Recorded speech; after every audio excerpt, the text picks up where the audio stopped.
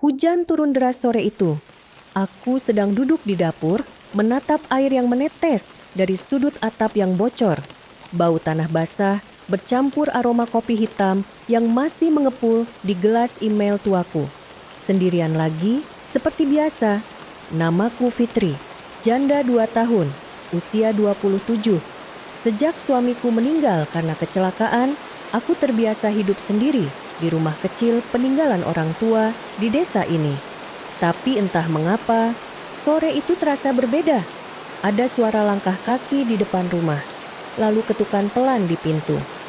Fit, boleh pinjam senter nggak? Lampu rumah mati, istriku lagi keluar ke rumah ibunya.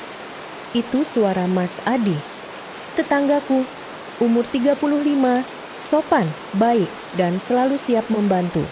Istrinya kerja paruh waktu di kota. Aku membukakan pintu dan dia berdiri di sana, rambut basah, kaos tipis menempel di tubuhnya yang berkeringat. Aku menunduk cepat-cepat, tapi dadaku terasa berdebar. Masuk dulu aja, Mas. Tunggu di teras belakang. Aku ambilkan senter Mas Adi, duduk di bangku kayu di teras belakang. Aku memberinya handuk kecil untuk mengeringkan rambutnya yang basah. Senter kuletakkan di atas meja, tapi kami berdua tahu. Itu bukan yang sebenarnya ia cari. Hujan masih deras. Suara rintiknya seperti menenggelamkan kata-kata yang tidak terucap. Mas, hujannya belum reda juga ya? Iya, deras banget. Aku numpang duduk sini aja ya. Fit, adem di sini. Aku hanya mengangguk sambil pura-pura sibuk membuat teh di dapur. Tapi dari balik tirai, aku curi pandang. Tatapannya tajam tapi tenang. Ada sesuatu yang mengalir di udara, seperti listrik, tapi bukan dari PLN. Aku menyodorkan teh hangat ke tangannya. Tangannya menyentuh jemariku, hanya sepersekian detik, tapi cukup untuk membuat napasku terhenti. Fit, kamu sering sendirian ya? Iya, udah biasa Mas, tapi kadang sepi juga sih. Dia menatapku. Lama, seakan sedang menimbang. Aku tidak berani balas menatap, tapi aku tidak bergerak menjauh juga. Tiba-tiba, listrik padam.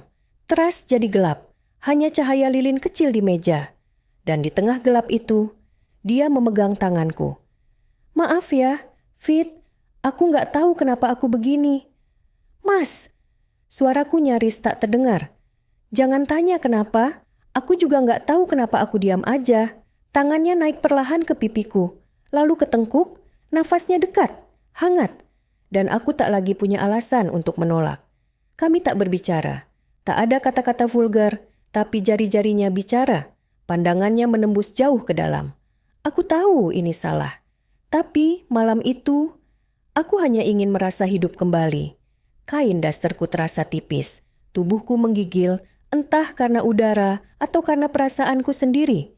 Tangannya membelai pundakku perlahan dan aku memejamkan mata.